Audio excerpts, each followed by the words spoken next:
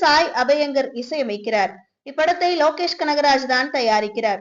இப்படத்தின் படப்பிடிப்பு விறுவிறுப்பாக நடைபெற்று வருகிறது. பென்ஸ் படத்தை தொடர்ந்து உருவாக உள்ள LCO திரைப்படம் தான் கைதி 2. இப்படத்தின் கதையுடன் ரெடியாக இருக்கும் லோகேஷ் கனகராஜ் இந்த ஆண்டு இறுதியில் ஷூட்டிங்கை தொடங்க திட்டமிட்டுள்ளார்.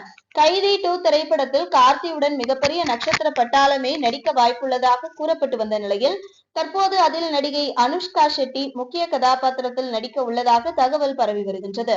அதன்படி கைதி 2 திரைப்படத்தில் லேடி டானாக அனுஷ்கா நடிக்க உள்ளதாக தகவல்கள் தெரிவிக்கின்றன.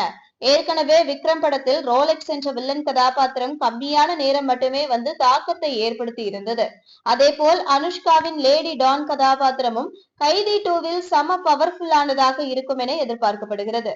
நடிகை அனுஷ்கா ஏற்கனவே கார்த்தியுடன் அலெக்ஸ் பாண்டியன் படத்தில் நடித்திருந்தார் என்பது குறிப்பிடத்தக்கது.